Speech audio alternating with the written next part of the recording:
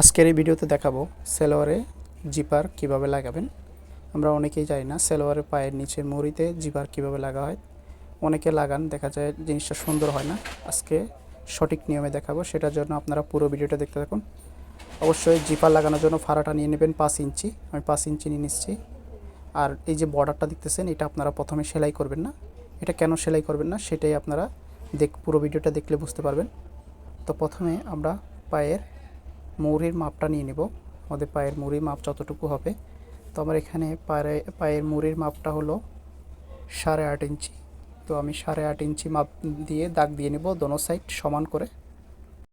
মাপ দিয়ে নেওয়ার পর এখানে এই দুইটা পার্ট সমান করে দাগ দিয়ে নিচ্ছি আমি। দেখেন যে দাগ দেওয়ার পর এটাকে আপনারা ভাঁজ করে সমান করে নেবেন। কামিজের সাইডগুলো যেভাবে ভেঙে নেন সেমভাবে এই দুইটা সাইড ভাঁজ করে ভেঙে নেবেন। তো আমি ভেঙে নিচ্ছি। এটা একসাথে সালোয়ারের সাইড যেভাবে ভেঙে নেন সেমভাবে ভাঁজটা দিয়ে নেবেন। ভাঁজটা দিয়ে নিলে দেখা যায় সেলাই করতে আপনাদের জন্য সুবিধা হবে। তো আপনাদের সুবিধার্থে আমি এই জিনিসটা দেখাইলাম। আর যে দেখেন এখন জিপারটা লাগাবো। জিপারটা লাগানোর জন্য অবশ্যই এই রানারের বাড়তি পার্টটা অবশ্যই রাখবেন, এটা কাটবেন না। আর এখানে দেখেন যে বাড়তি কাপড়টা রাখা হয়েছে, এই বাড়তির কাপড়ের যতটুকু দাগ, ওই দাগ বরাবর এখান থেকে এটাকে দেখেন আমি রানারের একবারে সমান বরাবর রেখে এখান থেকে সেলাই করে দিব। তো আমি যেভাবে সেলাই করতেছি অবশ্যই আপনারা সেমভাবে সেলাই করবেন। সবাই পুরো ভিডিওটা দেখার পর তারপরে চেষ্টা করবেন, তার আগে চেষ্টা করবেন না। এই যে দেখেন এখানে আসার পর আমরা সেমভাবে এই সাইডটাও সেমভাবে ভাঁজটা দিয়ে নিব। তো এখানে 2 নিডেলে আসার পর এই সাইডটাও সেমভাবে সেলাই করে নিব। এখানে একটু আপনাদের সমস্যা হবে, অবশ্যই এখানে আস্তে আস্তে সেলাই করার চেষ্টা করবেন। সবচেয়ে সহজ আর অনেক সুন্দর হবে এই সিস্টেমে যদি আপনি জিপার লাগান। আপনি যদি আমার চ্যানেলে নতুন হয়ে থাকেন আমার চ্যানেলটি সাবস্ক্রাইব করে দিবেন, আর ফেসবুক থেকে থাকলে পেজটি ফলো করে দিবেন।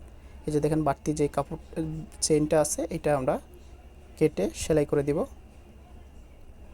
তো সেলাই করার পর এখন আমাদের সালোয়ারের নিচের মোহরের বর্ডার যেটা আছে বাড়তি কাপড়, ওইটাকে দিয়ে আমরা বর্ডারটা দিয়ে দিব। যে দেখেন অবশ্যই আপনারা একটা ভাঁজ দিয়ে নেবেন, ভাঁজ দিয়ে নিলে আপনাদের জন্য একবারে সোজা হবে। একটু এটাকে অবশ্যই একটু সাইড করে নেবেন, সমান করে, তারপর ভাঁজটা দিবেন না।